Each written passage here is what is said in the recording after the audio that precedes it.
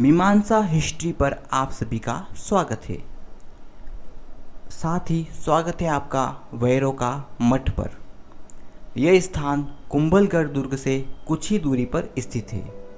यह बनास नदी के उद्गम स्थल के रूप में विख्यात है। आइए जानते हैं क्या है इसके पीछे की मान्यता। पौराणिक मान्यताओं के अनुसार ऋषि वशिष्ठ ने गहन तपस्या और ध्यान से इस नदी को स्वर्गलोक पर उतारा था। जी हाँ, हम बात कर रहे हैं बनास नदी के बारे में।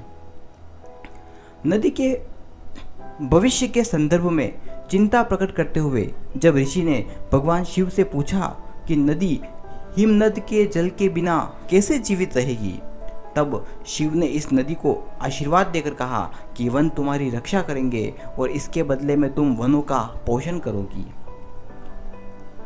तुम्हारे किनारों पर मैं हमेशा प्रकट रहूंगा। अतः वन की आस रहने के कारण इस नदी को वर्णाशा के नाम से जाना गया, जिसे बनास नाम से भी जाना जाता है। भगवान विष्णु के अवतार भगवान परशुराम का संबंध बनास नदी से माना जाता है। कहते हैं परशुराम ने अपने पिता के आदेश पर अपनी माता रेणुका जी की हत्या कर दी थी। उसके पश्चात वह मोक्ष प्राप्ति के लिए कई स्थानों पर गए, पर जब उन्होंने देखा कि एक बछड़ा जो एक आदमी को मारने पर काला हो गया है, बनास नदी में डुबकी लगाने पर फिर से सफ़ेद हो गया। परशुराम जी ने भी ऐसा ही किया और अपने सारे पापों से वह मुक्त हो गए। अब वह जो स्थान है वह भीलवाड़ा के अंतर्गत आता है, जिसे मातृ कुंडिया के नाम से जानते हैं। यह जो स्थान जो हम बता रहे हैं ये तो बनास नदी का उद्गम स्थल है, वैरों का मठ।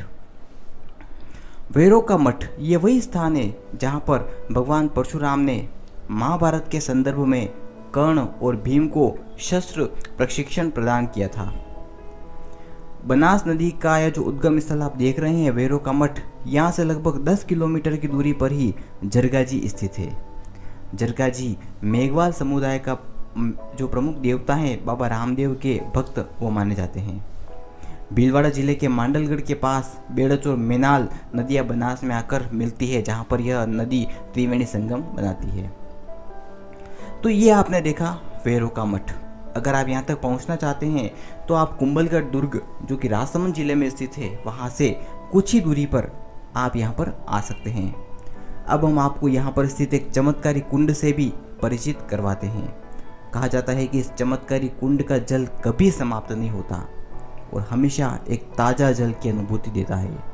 जिस तरह से गंगा का जल निर्मल होता है, वह कभी भी बासी नहीं होता है, वही विशेषता इस जल की भी मानी जाती है। यह एकदम मीठा और ताज़ा अनुभूत कराता है। तो आइए वैरों का मठ पर और देखिए बनास नदी के उद्गम स्थल और इस चमत्कारी कुंड की महिमा को। और हाँ, कुंभलगढ़ और यहीं से कुछ ही दूरी पर परशुराम महादेव का मंदिर है, उसको भी ज़रूर विजिट करें। धन्यवाद। मीमांसा हिस्ट्री को सब्सक्राइब करना ना भूलें।